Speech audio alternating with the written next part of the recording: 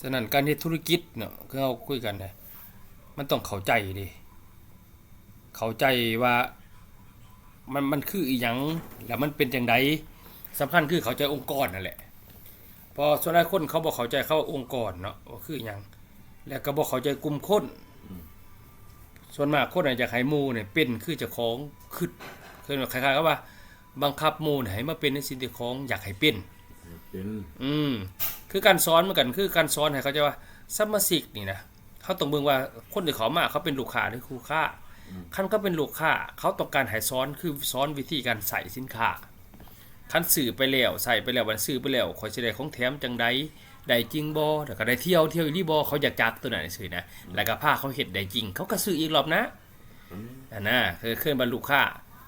บางคนก็เขามาเรียนรู้มาเป็นผู้นำเขาว่าเขามาคือผู้นำที่เขาเว้าพฤติกรรมบ่เป็นผู้นำดอกคำเว้าอยากเป็นผู้นำแต่พฤติกรรมก็เป็นผู้ซื้อเป็นลูกค้าคือเก่าเคยว่าเป็นลูกค้าในเสื้อสูทบางคนก็อยากหนีจากบ้านเพราะเดี๋ยวนี้นี่ออกจากเฮือนก็มีขี้คร้านอยู่เฮือนขี้คร้านเลี้ยงลูกขี้คร้านเลี้ยงหลานขี้คร้านฟังเมียจมขี้คร้านฟังผัวเว้าสินะก็เลยมาสังคมใหม่เห็นดอกก็ยังว่าของเฮาก็ได้ว่ามีงานมีเงินมีมวลมีเที่ยวมีรางวัลพิเศษมีสังคมใหม่บวกเข้าไปฉะนั้นนะว่าในการมีพวกนี้นี่ระบบของบริษัทจึงหาวิธีตอบโจทย์ให้องค์กรกลุ่มนี้แหละเขาเป็นคู่ค้านี่เขาอยากได้หยังคู่ค้าเขาจะถามหาแต่ผลประโยชน์สิ่งที่เขาอยากเป็นนี่ว่าถ้าเขาถามหาเรื่องกำไรแสดงว่าเขาอยากเป็นผู้ขายนี่เขาต้องเข้าใจองค์กรแต่ที่แน่ๆก็คือคนในบริษัทที่เขามาในองค์กรมันมี2กลุ่มหลักๆมีคู่ค้ากับกลุ่ม2เป็นกลุ่มที่1เป็นลูกค้ากลุ่มที่2เป็นคู่ค้าคือสาขาของเฮาแต่ว่าลูกค้าคือไผลูกค้าคือผู้ที่เฮ็ดให้เฮานี่รวยเฮ็ดให้เฮามีเงินเข้ากระเป๋าฉะนั้นคันเฮาเฮ็ดกับลูกค้าหลายๆลูกค้ามันก็คือลูกค้าขาจรก็คือคนที่ซื้อแล้วก็หายไปโดนๆมาอีกเทื่อนึงเมื่อเฮาไปตาม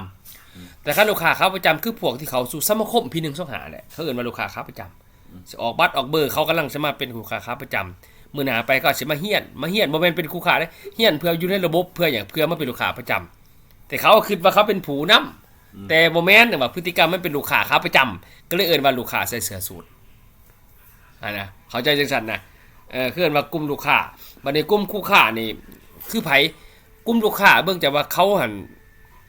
เขาจะมีรายได้ร่วมกับเฮาเขาอยากรวยอยากมีรายได้อยากไปกับเฮาหั่นนะคันเป็นจังซี่คือเอิ้นว่าคู่ค้ารักษาไว้คู่ค้าเขาอาจสิบ่ได้กำไรนำเขาโลดแต่ว่าเอิ้นได้ความมั่นคงว่าซั่นซะ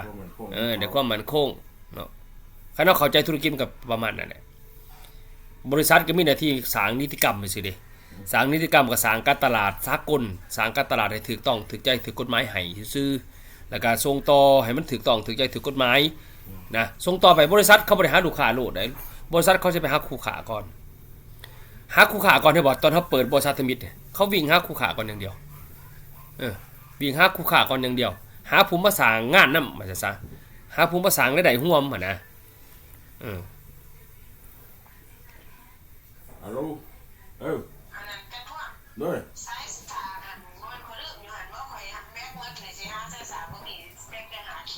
ก็อยู่นี่แล้ว